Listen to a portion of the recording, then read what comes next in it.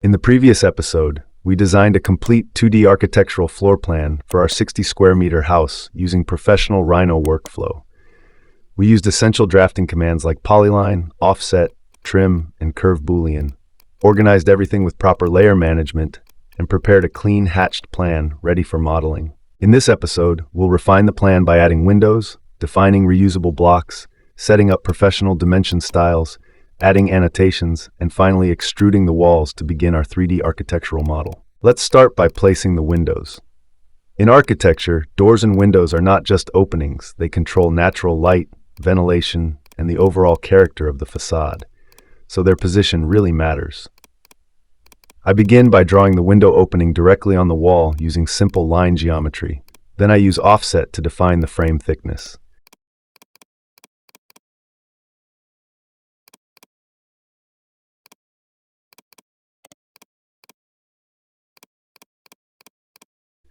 Once the window shape is ready, I immediately move it to a separate layer called Windows. Keeping everything organized in layers is very important, especially as the project becomes more detailed.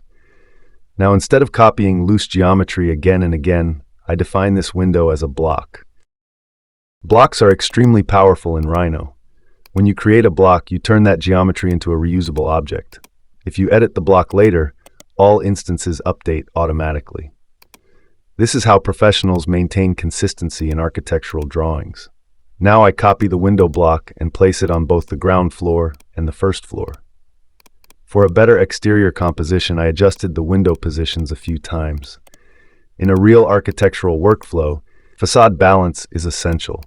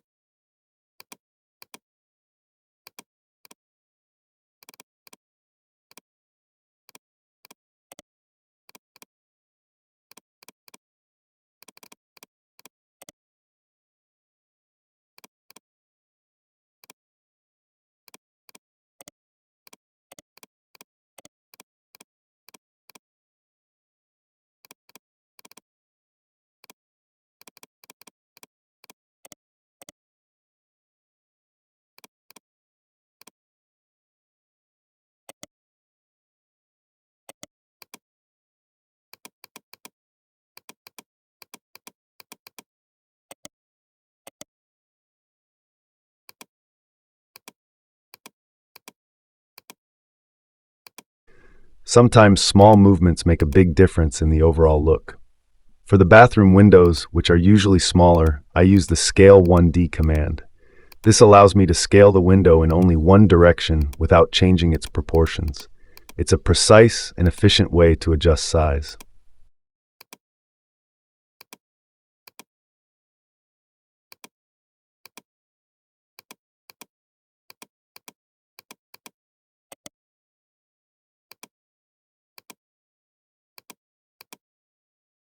Now that the openings are placed, let's add dimensions.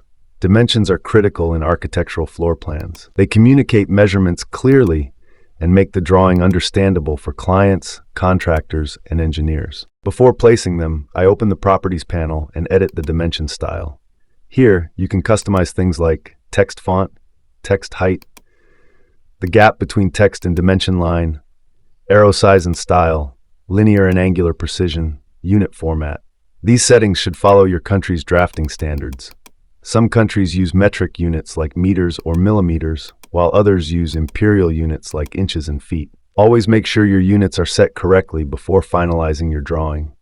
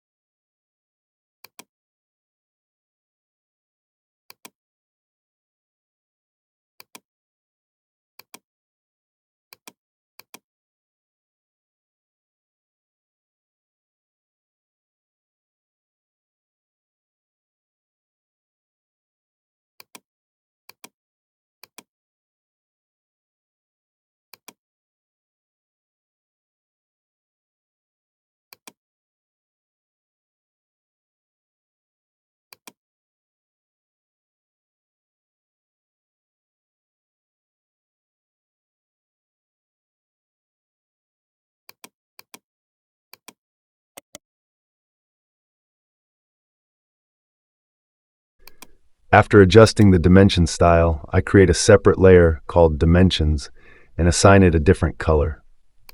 This is very important. By keeping dimensions on their own layer, you can easily turn them off when switching to 3D modeling. It keeps your viewport clean and makes the workflow much smoother. Now I start placing aligned dimensions around the plan. First, the overall building dimensions, then the internal room dimensions. Clear, well-spaced dimensions immediately make your drawing look more professional and technically reliable.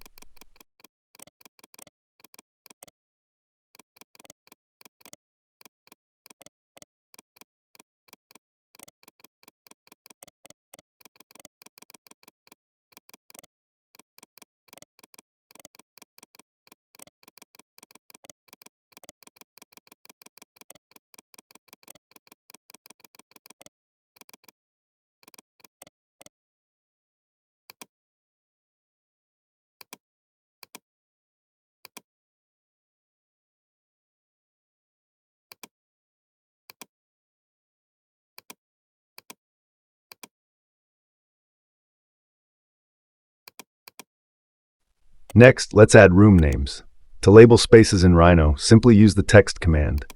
Click inside a room and type the name, for example, kitchen, bedroom, bathroom, or living area.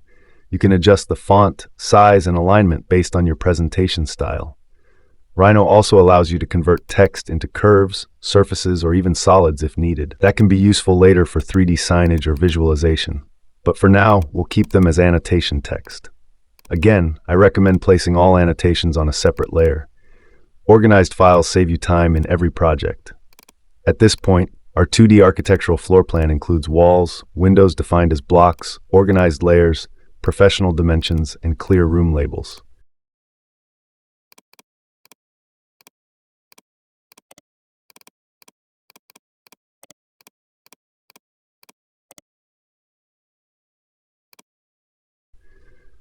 This plan is now technically ready for printing, exporting to layout, or presenting to a client. But we're not stopping here. Now comes the exciting part. To move into 3D modeling, we need to extrude the base walls. First, I select all the wall curves. Important note, all curves must be properly connected and joined. If the extrude command doesn't work correctly, it usually means there are small gaps or open curves. You can use the join command to connect segments and make sure the boundaries are closed. Now I use the ExtrudeCRV command. I set the wall height, for example, 2.8 meters, and make sure the solid option is set to yes. And just like that, our 2D architectural drawing becomes a 3D model. Switching to perspective view makes this transformation even more satisfying. This is the moment where drafting turns into modeling. So in this episode, we added windows and defined them as blocks, improved the facade composition, set up professional dimension styles, added technical annotations, and extruded the base walls into 3D. In the next episode, we'll continue developing the 3D model by adding slabs, modeling the stairs, refining the floors, and introducing more architectural details. If you're following this complete Rhino course, make sure to watch the next episode and continue building the house step by step. See you in part 3. Thanks for watching, and I'll see you in the next video.